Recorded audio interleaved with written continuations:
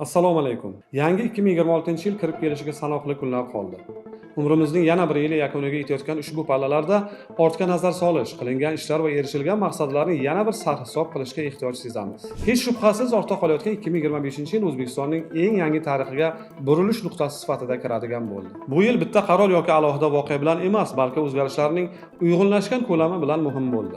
Aynan shu yilda mamlakat rivojlangan davlatlarga yetib olishga urinish bosqichidan chiqib, ayniqsa ichki, mintaqaviy va tashqi siyosatda, iqtisodiyot va sportda tobora ko'proq o'z kun tartibini belgilay boshladi.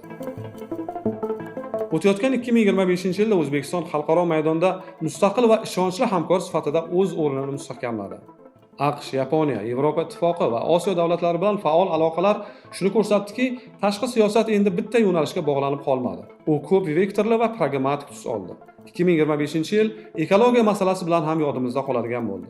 Uni atrof muhitni muhofaza qilish va yashil iqtisodiyot yili deb e'lon qilish faqat ramziy qadam bo'lib qolmadi.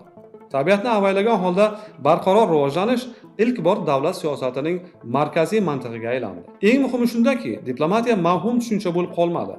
Tashriflar va forumlar ortidan aniq kelishuvlar keldi. Shartnomalar tuzildi. Investitsiyalar, ta'lim loyihalari, texnologik hamkorlik, jahon savdo tashkilotiga a'zo bo'lish masalasi rasmiy muzokaralar doirasidan chiqib, real iqtisodiy transformatsiyaning bir qismiga aylandi. Buni O'zbekiston prezidenti Shavkat Mirziyoyevning samarali xorijiy tashriflarida ham ko'rish mumkin. Bu tashriflar nafaqat O'zbekiston uchun, balki butun Markaziy Osiyo mintaqasi hamda xalqaro siyosat maydoni uchun ham katta ahamiyat kasb etdi. 2025-yildagi xorijiy safarlari mamlakat tashqi siyosatining institutsional barqarorlashganini, iqtisodiy manfaatlar bilan uyg'unlashgani hamda mintaqaviy va global darajada muvozanatli olib borilayotganini ko'rsatdi. Yaqin Sharq va Osiyo davlatlari bilan hamkorlik, investitsiya va innovatsiya omili O'zbekiston prezidentining 2025-yil boshida Birlashgan Arab Amirliklari, Kuvayt, Qatar va Malayziyaga amalga oshirgan tashriflari O'zbekiston tashqi siyosatining iqtisodiy innovatsion yo'nalishi ustuvor ekanini ko'rsatdi. Masalan, 13-15 yanvar kunlari amalga oshirilgan tashrif doirasida O'zbekiston yetakchisi Abu Dabida bo'lib o'tgan barqaror rivojlanish haftaligi doirasidagi uchrashuvlarda qatnashdi. Unda qayta tiklanuvchi energetika, sun'iy intellekt, tibbiyot va infratuzilma sohalarida yirik investitsiya loyihalariga asos solindi. Mazkur tashrif O'zbekistonning yashil iqtisodiyotga o'tish strategiyasini xalqaro moliyaviy va texnologik resurslar bilan ta'minlashga xizmat qildi. Joriy yilning 4-5 fevral kunlari esa Kuala Lumpur va 17-18 fevral kunlari Kuvaytga rasmiy tashriflar esa islom moliyasi, neft, gaz, kimyo sanoati hamda xususiy sektor ishtirokidagi loyihalarni rivojlantirishga qaratildi. Ushbu yo'nalishlarda davlatlararo siyosiy ishonch iqtisodiy institutsional hamkorlikka aylantirildi. O'zbekiston prezidenti 3-4 noyabr kunlari Qatar amirining taklifiga binoan ushbu mamlakatga tashrif buyurib, 2-jahon ijtimoiy rivojlanish sammitida ishtirok etdi. Sammit doirasida 2030-yilga qadar ijtimoiy rivojlanish yo'lida qo'shma sa'y-harakatlarni belgilab beruvchi asosiy hujjat Doha deklaratsiyasi muhokama qilindi. Shuningdek, 31-avgust, 3-sentyabr kunlarida Xitoyga uyushtirilgan rasmiy tashrif Shanxay hamkorlik tashkiloti va strategik sheriklik doirasida hal qiluvchi ahamiyatga ega bo'ldi. Mazkur safar davomida Xitoy bilan iqtisodiy va texnologik hamkorlikni kengaytirish, Shanxay hamkorlik tashkiloti doirasida xavfsizlik va savdo-sotiq hamda Rossiya-O'zbekiston-Xitoy muloqotining uyg'unlashuviga erishildi. Davlatimiz rahbari 24-25 iyun kunlari Mongoliyaga uyushtirgan tashrifini esa yangi geografik yo'nalish, tashqi siyosatning kengayishi bilan ifodalash mumkin. Shu kunlari o'tkazilgan muzokaralarda yangi bozorlar va transport yo'nalishlari hamda qishloq xo'jaligi va madaniy almashinuv borasida muhim kelishuvlar imzolandi. O'tayotgan yilda O'zbekiston Jahon savdo tashkilotiga a'zo bo'lish yo'lida ham o'zgacha faollik namoyon qildi. 2025-yil oxirida Rossiya, Yevropa Ittifoqi, Kanada, Panama va Ekvador bilan asosiy ikki tomonlama muzokaralar yakunlandi. Yurtimiz ushbu tashkilotga 2026-yilda bo'lib o'tadigan 14-vazirlar konferensiyasiga qadar to'laqonli a'zo bo'lishni rejalashtirmoqda. 1994-yildayoq ariza topshirgan mamlakatimiz 2020-yildan boshlab jarayonni jadallashtirdi. Keng ko'lamli islohotlarni amalga oshirdi va hozirda ko'p tomonlama muzokaralar hamda qonunchilikni moslashtirishga e'tibor qaratmoqda. Shuningdek, xalqaro savdo standartlariga muvofiqlik sertifikatiga erishish maqsad qilingan. Jahon savdo tashkilotiga a'zo bo'lish O'zbekistonning dunyo iqtisodiyotiga integratsiyasini ta'minlab, yangi savdo imkoniyatlarini ochib beradi. Demakki, milliy iqtisodiyotimiz yanada yuksaladi. O'zbekiston yetakchisining 11-13 mart kunlari Fransiyaga, 19-22 may kunlari Vengriya va Sloveniyaga, shuningdek 24 oktyabr kuni Belgiyaga amalga oshirgan tashriflari O'zbekistonning Yevropa siyosatida sifat jihatidan yangi bosqich boshlanganini ko'rsatdi. Markaziy Yevropaga tashriflar O'zbekistonning Yevropa ittifoqi bilan aloqalarini diversifikatsiya qildi. Jumladan Shavkat Mirziyoyevning Parijga davlat tashrifi O'zbekiston-Fransiya munosabatlarini strategik sheriklik darajasiga ko'tarib, ta'lim, madaniyat, transport va investitsiya sohalarida uzoq muddatli dasturlarni shakllantirdi. Shu bilan birga UNESCO bilan hamkorlik O'zbekistonning madaniy diplomatiyasiga xalqaro e'tirof olib keldi. Bu tashrif samarasi o'laroq Samarqand shahrida UNESCO bosh konferensiyasining 43-sessiyasi bo'lib o'tdi. Ta'kidlash lozim, bu so'nggi 40 yil ichida ilk bor Parijdan tashqarida tashkil etilgan tarixiy voqea bo'lib, u ta'lim, fan, madaniyat, shuningdek sun'iy intellekt va barqaror rivojlanish masalalarini muhokama qilish uchun minglab delegatlarni bir joyga jamladi. Hamda Samarqand shahrining sivilizatsiyalar chorrahasi sifatidagi o'rnini yana bir bor namoyon qildi. O'zbekiston prezidentining Bryusselga rasmiy tashrifi esa O'zbekiston va Yevropa ittifoqi o'rtasida kengaytirilgan siyosiy va iqtisodiy muloqotni mustahkamladi. Mamlakatning Yevropa makonida ishonchli va barqaror sherik sifatidagi maqomini kuchaytirdi. Shuningdek, Vengriyada turkiy tilli davlatlar formatida siyosiy muvofiqlashuvga erishilgani, OTP Group orqali bank moliya hamkorlik hamda Sloveniya bilan yangi bozorlarga chiqish va logistika imkoniyatlari ko'rib chiqilgani tahsinga sazovor. Hammaga ma'lum, Shavkat Mirziyoyev iqtidorga kelgan kundan boshlab nafaqat O'zbekiston taraqqiyoti, balki Markaziy Osiyoda hamkorlik va birdamlik ruhini kuchaytirishga urinib kelyapti. Bu borada qator amaliy natijalarga ham erishilgan. O'zbekiston prezidentining Almaty, Xo'jand, Astana, Dushanbe va Ashxobodga amalga oshirgan ishchi safarlari Markaziy Osiyo tashqi siyosatida yangi ishonch muhitini shakllantirishga qaratildi. 3 tomonlama formatlarda o'tkazilgan ushbu uchrashuvlar chegara hududlarida ramziy inshootlarni ochish va qo'shma tadbirlar mintaqada qarama-qarshilik emas, hamkorlik modelini mustahkamladi. Bu jarayon O'zbekistonning mintaqaviy yetakchi sifatidagi diplomatik rolini kuchaytirdi. Qolaversa, mazkur ishchi safarlari Markaziy Osiyoda yangi siyosiy madaniyat shakllanayotganini ko'rsatdi. Natijada 3 tomonlama format O'zbekiston, Qirg'iziston, Tojikiston formati mustahkamlandi. Chegaralar tutashuvida do'stlik stellasi, ramziy va amaliy ishonch timsoli o'rnatildi. Markaziy Osiyo umumiy kun tartibini yanada mustahkamlashga qaratilgan qadamlar qo'yildi. Yil davomidagi ko'plab tashriflar orqali Shavkat Mirziyoyev O'zbekistonni turkiy tillar davlat dunyosiga integratsiyalash, o'zaro hamkorlikni mustahkamlashga ham katta hissa qo'shdi. Masalan, 6-7 oktyabr kunlari Ozarbayjonning Gabala shahriga amaliy tashrif buyurib, Turkiy davlatlar tashkilotining 11-sammitida ishtirok etdi. Ko'p vektorli hamkorlik va global diplomatiya, Xitoy, Rossiya, AQSh va BMT doirasidagi tashriflar O'zbekiston tashqi siyosatining ko'p vektorli va muvozanatli xarakterini namoyon qildi. Shanxay hamkorlik tashkiloti sammiti, Markaziy Osiyo AQSh formati, BMT bosh assambleyasidagi ishtirok mamlakatning xalqaro xavfsizlik, barqaror rivojlanish va mintaqaviy barqarorlik bo'yicha tashabbuslarni global darajaga olib chiqdi. Xususan, davlatimiz rahbari 20-24 sentyabr kunlari AQShning Nyu-York shahrida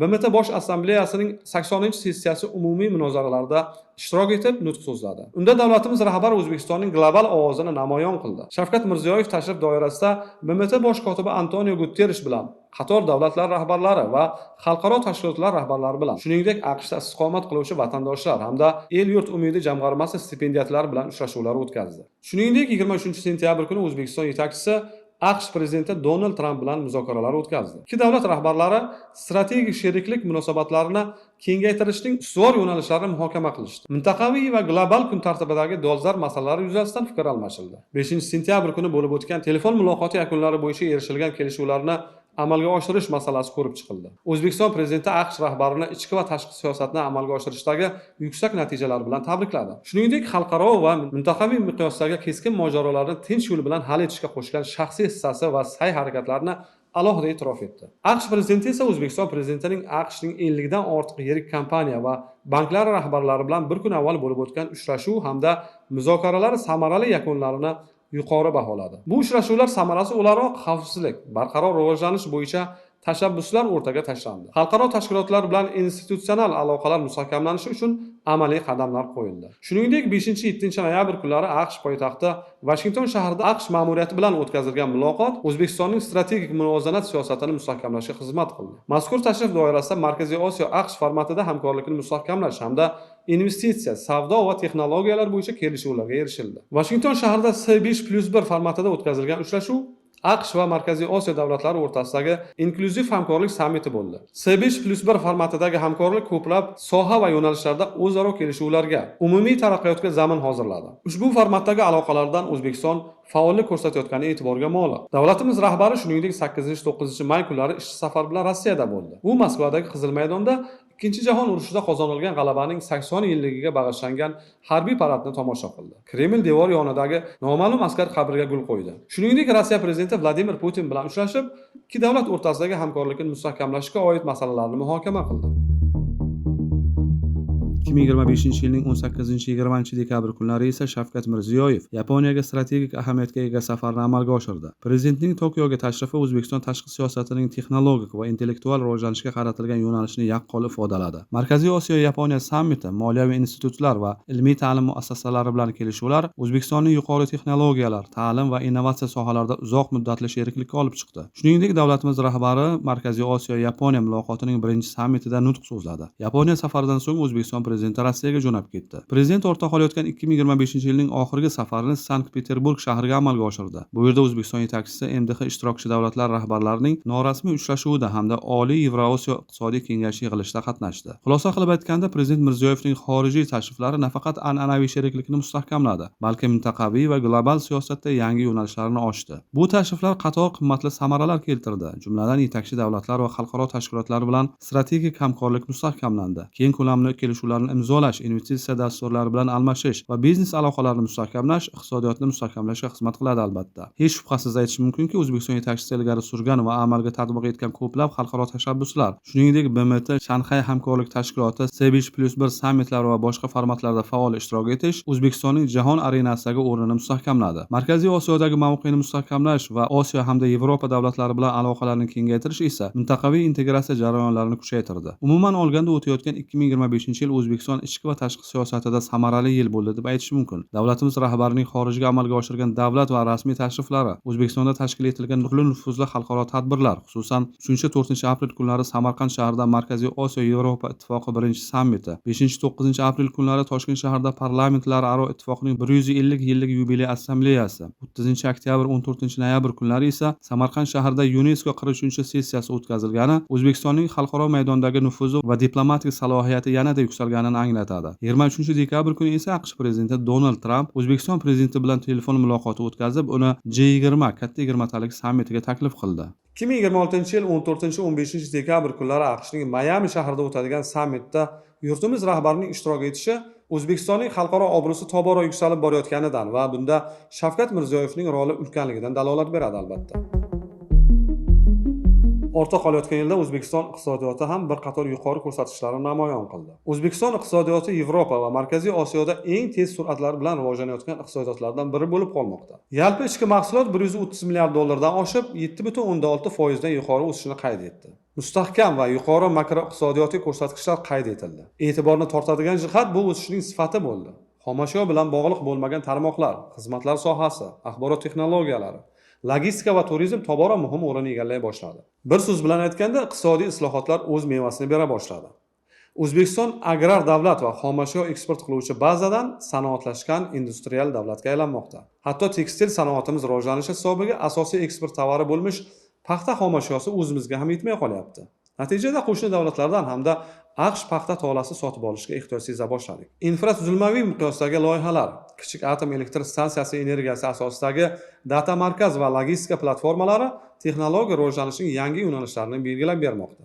O'tayotgan yilda Jizzaxda Markaziy Osiyoda birinchi atom elektr stansiyasi qurilishi boshlandi. Bu esa yaqin istiqbolda elektr energiyasiga ehtiyojni qoplab, hatto boshqa davlatlarga eksport qilish imkoniyatini ham yaratadi. Shuningdek, bozorlar, soliq va savdo jarayonlarining raqamlashtirilishi natija bera boshladi.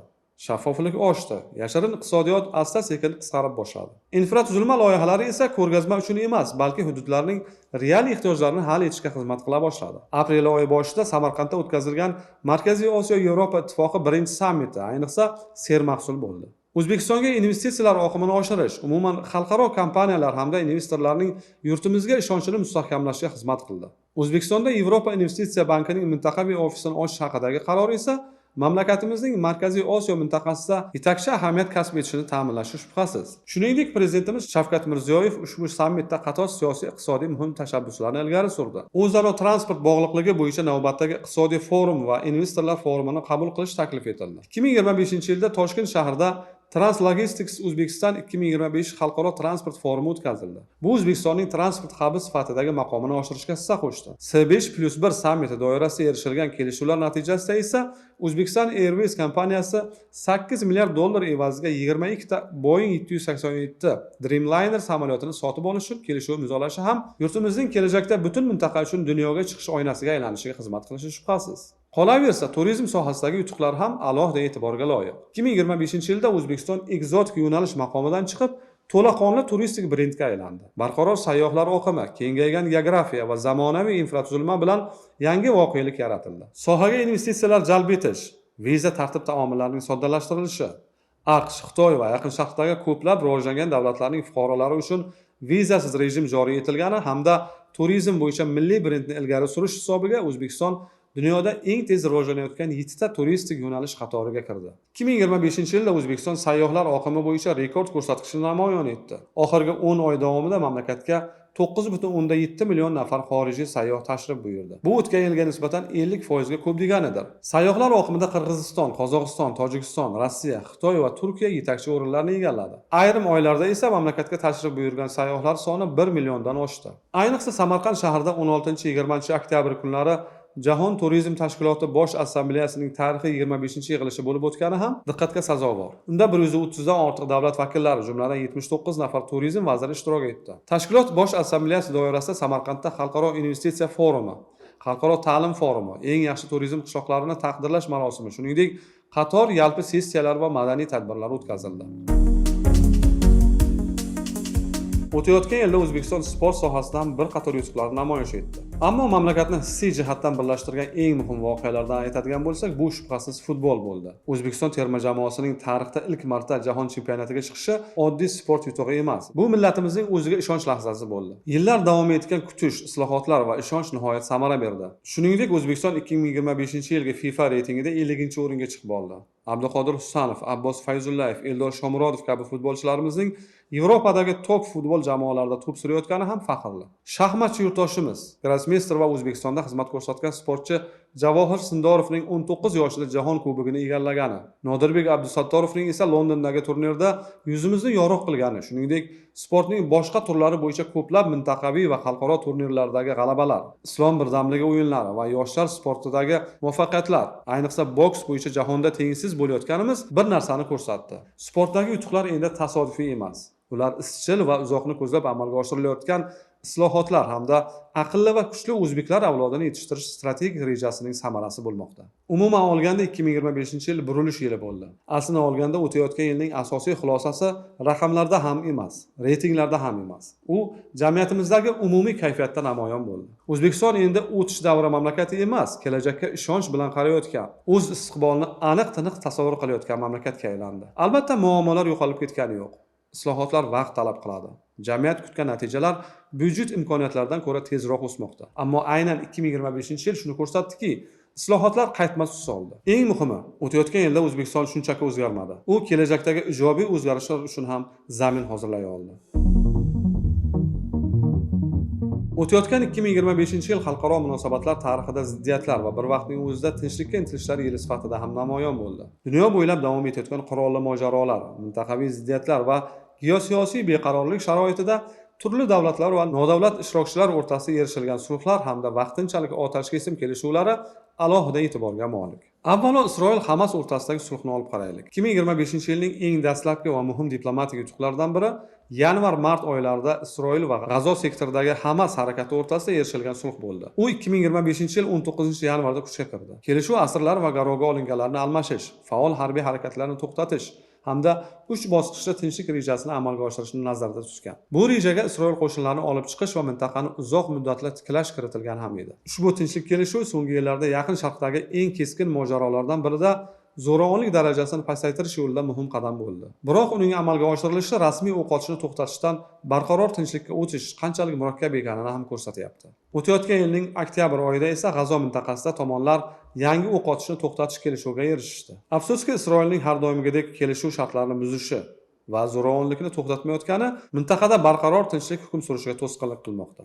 O'tayotgan yilning may oyida Hindiston va Pokiston Janubiy Osiyodagi eng uzoq davom etgan ziddiyat o'choqlaridan biriga aylandi. Kashmirdagi bahsli nazorat chizig'i bo'ylab o'q otishni to'xtatish to'g'risida kelishuvga erishishdi. Ikki yadroviy davlat o'rtasida hatto vaqtinchalik tinchlikka erishilishi ham katta miqyosdagi eskalatsiya xavfini kamaytiradi va keyingi muloqotlar uchun imkoniyat yaratadi. Janubiy Sharqiy Osiyoda Kambodja va Tailand joriy yil iyul oyida chegaradagi qurolli to'qnashuvlardan so'ng o'q otishni to'xtatish bo'yicha kelishuv imzolashdi. ASEAN tashkilotining vositachiligi, ikki tomonlama muloqot va xalqaro vakillar ishtirokida nazorat mexanizmlari ishlab chiqildi hamda xavfsizlik va gumanitar masalalar bo'yicha qo'shma qo'mitalar tuzildi. O'tayotgan yilning 27-iyunida Vashington shahrida Kongo Demokratik Respublikasi va Ruanda o'rtasida ko'p yillik nizoni tugatishga qaratilgan tinchlik kelishuvi imzolandi. U Sharqiy Kongodagi qurolli mojarolarni bartaraf etishga urinish sifatida baholandi. Tomonlar Ruanda qo'shinlarini olib chiqish va qurolli guruhlarni qo'llab-quvvatlashni to'xtatishga kelishib olishdi. Shuningdek, iqtisodiy integratsiya masalalari ham qamrab olindi. Afsuski, ayrim bandlarni amalga oshirish qiyinchiliklarga duch keldi. Postsovet hududidagi eng muhim voqealardan biri shu yil avgust oyida Armaniston va Ozarbayjon o'rtasida Tog'li Qorabog' muammosini hal etishga qaratilgan tinchlik kelishuvining imzolanishi bo'ldi. AQSh vositachiligida tuzilgan hujjat 10 yillab davom etgan qurolli keskinlikdan so'ng barqaror ikki tomonlama munosabatlarni qurishga o'tishni belgilab berdi. O'tayotgan yilda Ukrainada tinchlik o'rnatish masalasi ham dolzarb bo'lib qoldi. 2025-yil bahorida Rossiya va Ukraina tomonlari Pasxa bayrami munosabati bilan bir haftalik o'q otishni to'xtatishga kelishib olishdi. Bu qadam xalqaro tinchlik sa'y-harakatlari doirasida amalga oshirildi. Garchi ushbu sulh qisqa muddatli bo'lib, asosiy ziddiyatlarni hal etmagan bo'lsa-da, u tomonlarning vaqtinchalik bo'lsa ham keskinlikni pasaytirishga tayyor ekanini namoyon qildi. Yil oxirida esa Germaniya kansleri Friedrich Merz Rossiyaga Milod bayrami hurmatidan qisqa muddatli o't ochishni to'xtatishni taklif qildi. Ammo Putin rejimi buni rad etdi. 2025-yil dekabr oyida esa Yevropa yetakchilari Ukraina uchun kompleks xavfsizlik kafolatlarini Rossiya bilan bo'lajak tinchlik kelishuvining asosiy sifatida ilgari surishdi. Bu kabi tashabbuslar ko'p millatlar tinchlikparvar kontingent tuzish g'oyasini ham o'z ichiga oladi. Garchi Ukrainada umumiy otash kesimga hali erishilmagan bo'lsa-da, ushbu diplomatik paketga barqaror yechim izlashda muhim bosqich sifatida qaralmoqda. Shu bilan birga 2025-yilda Serbiya va Kosovo o'rtasida iqtisodiy normalashuv bo'yicha kelishuvlar yangilandi. Bu 10 yillab davom etgan ziddiyatdan keyin keskinlikni kamaytirishning o'ziga xos shakli sifatida baholanmoqda. Iqtisodiy hamkorlik orqali amalga oshiriladigan bunday normalashuv jarayonlari ko'pincha rasmiy sulhlar uchun mustahkam zamin yaratishi shubhasiz. O'tayotgan yilda Misr va Efiopiya o'rtasida Nil daryosi suv resurslaridan foydalanish bo'yicha kelishmovchiliklarni bartaraf etishga qaratilgan tashabbuslar boshlandi. Ular to'g'onlar qurilishi va daryo vodiysidagi hamkorlikni o'z ichiga oladi. Bu kelishuvlar iqtisodiy ahamiyatidan tashqari Sharqiy Afrikadagi siyosiy keskinlikni kamaytirishda ham muhim rol o'ynamoqda. Tan olish kerak, yuqorida aytilgan kelishuvlarda Donald Trampning roli beqiyos bo'ldi. Lekin Donald Tramp ayrim global tinchlik tashabbuslari bilan umumiy siyosiy muhit yaratishda bilvosita rol o'ynagan bo'lishi mumkin. Biroq 2025-yilda amalga oshgan aniq sulhlar va kelishuvlarni to'g'ridan-to'g'ri uning shaxsiy yutug'i sifatida baholash asosli bo'lmaydi. Trampning bayonotlari ko'proq ichki siyosiy imijni mustahkamlash, kuchli yetakchi obrazini saqlab qolish, tashqi siyosatdagi muvaffaqiyatlarni shaxsiylashtirish kabi maqsadlarga xizmat qildi xolos.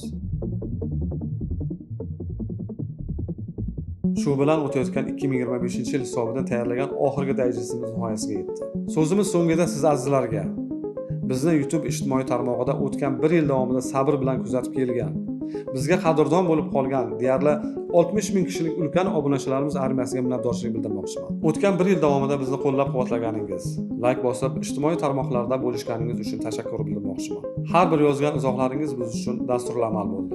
Faoliyatimizni yanada yaxshilash uchun asos bo'lib xizmat qildi. Har biringiz va har bir fikringiz biz uchun qadrli va muhimdir. Umid qilamizki, kelayotgan 2026-yilda ham bizni kuzatishda davom etasiz. Umid qilamizki, kelayotgan yangi yilda ham Platina o'z ijodiy jamoasi sizning qadrdonlarimiz uchun foydali va qiziqarli kontentlar tayyorlashda davom etadi. Hammangizni Yaratganga omonat topshiraman.